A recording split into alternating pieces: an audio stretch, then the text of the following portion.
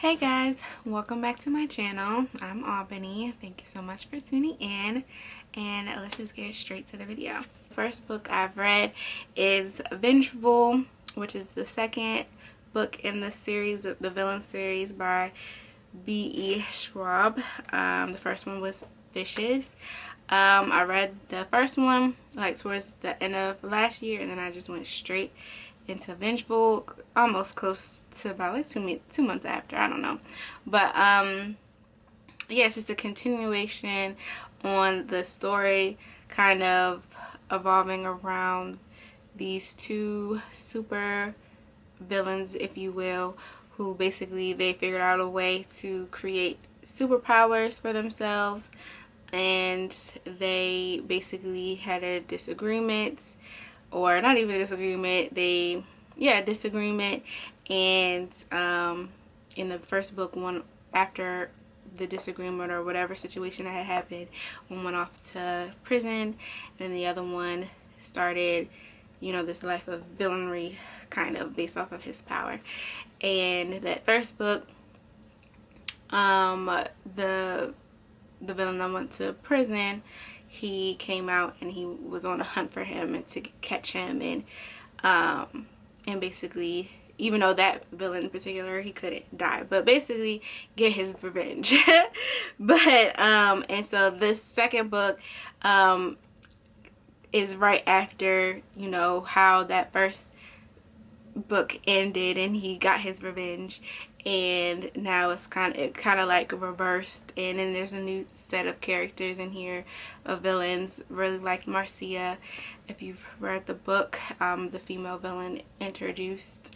But yeah, it was a good book. I think I definitely liked the first one better.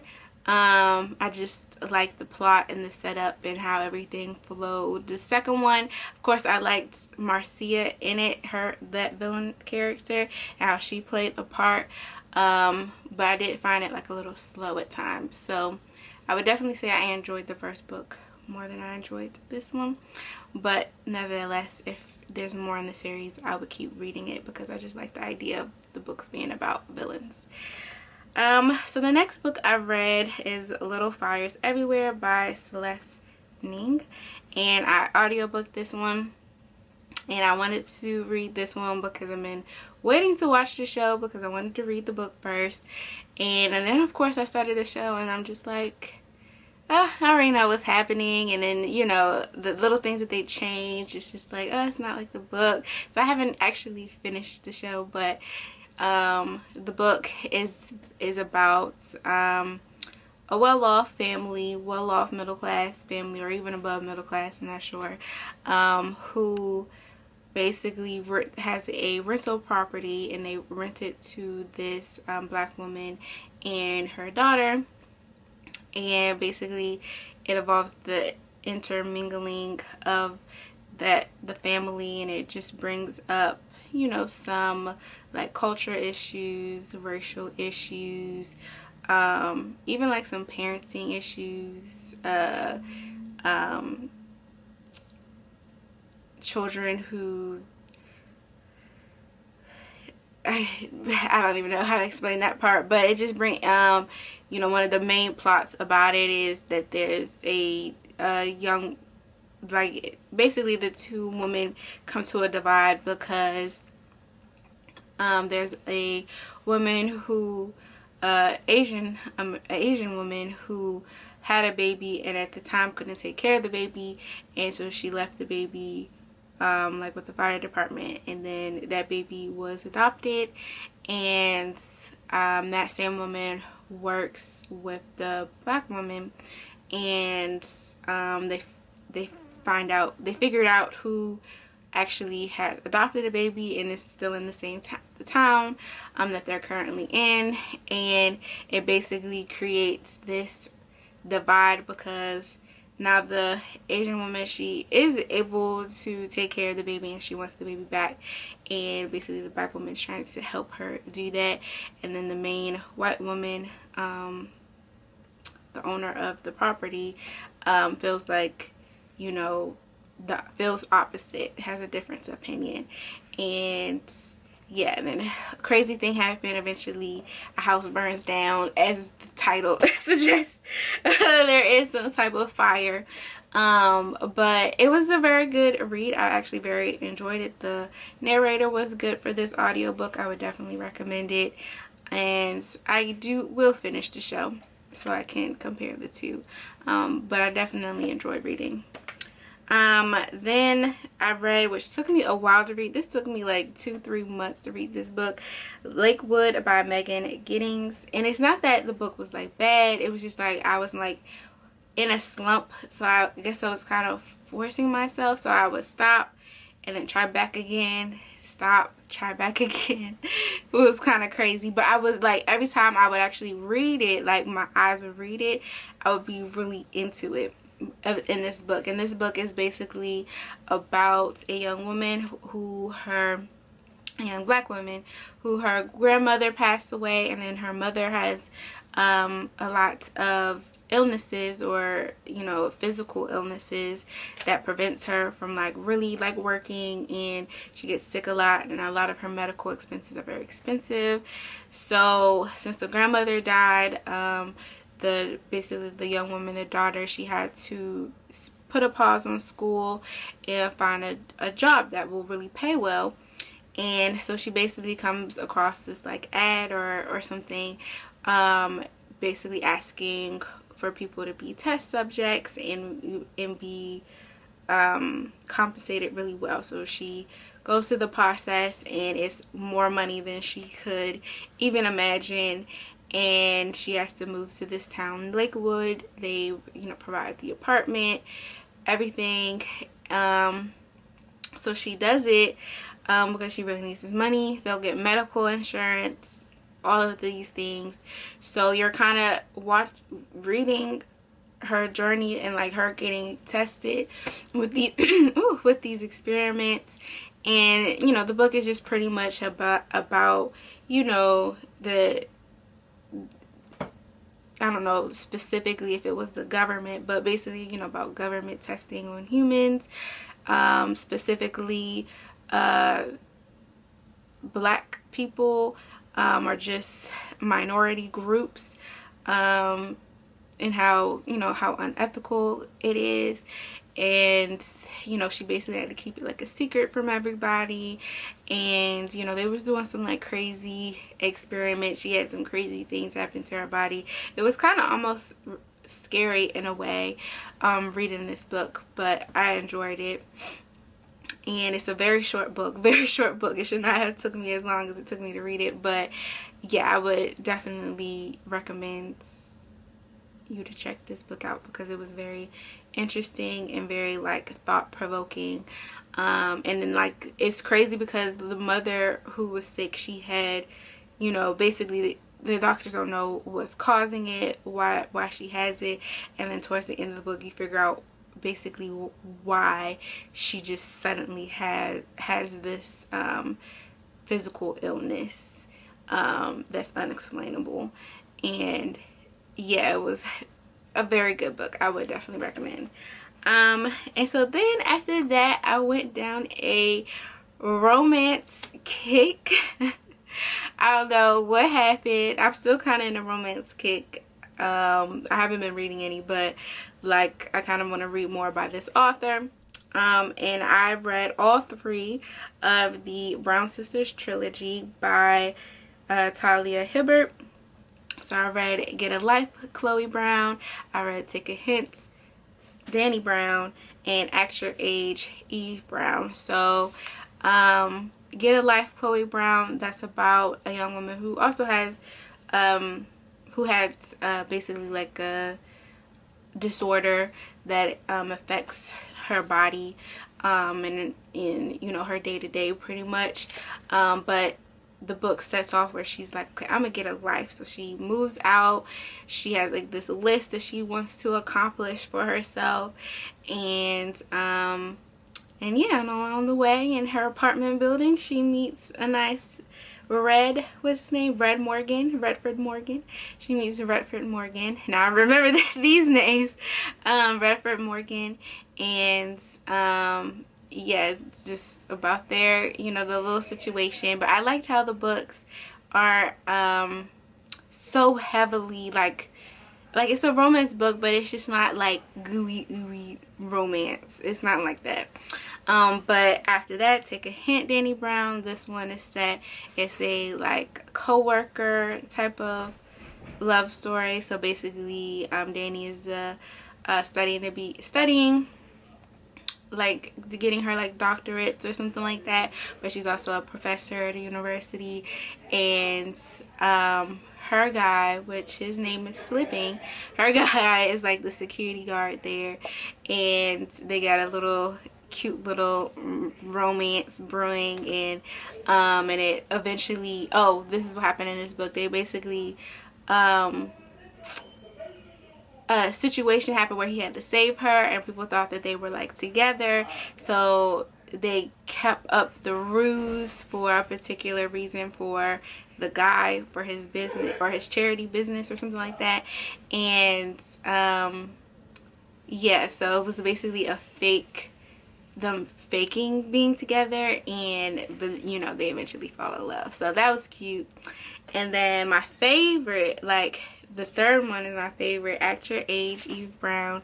This one, Eve, she's the sister that's the like spontaneous sister. She doesn't have like a set career. She doesn't know really what she wants to do. She and basically her parents cut her off from her trust fund. I wish I had a trust fund, but cut her off from her trust fund, and they're like, you're not gonna get it back until you get like a stable job that you plan on staying at. So she basically, they get in like a little argument, so she basically just leaves out, starts driving, and she stumbles upon this little town, and she sees that there's a job opening at this little cottage inn, and she just goes in with her t-shirt that has like, you know, a crazy little saying on it, no resume, nothing, and it's basically a chef job.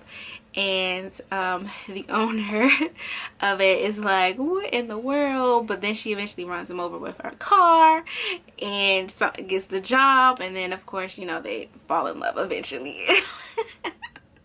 I'm terrible explaining books, but I really enjoyed that one. I think that one was the most kind of like, I don't know, creative way of coming up with a romance. I don't know, I just found it really cute, and their little bickering relationship was very cute as well. And I would just, as I was reading or listening to that one, because I audiobooked all three, as I was listening to that one, I was just like, I had to pause it sometimes, like, oh my gosh, that's so cute. Anywho, I want to read more by Talia Hibbert, even though hopefully her writing is pretty much similar, because these are her most recent books, I think. So I feel like whichever ones are like the most recent will probably be like similar to like this, like hopefully, like, because to me this one had enough smut but not too much smut. I don't know. And so the next book that I read, The Ghost Bride by Yangsze Choo.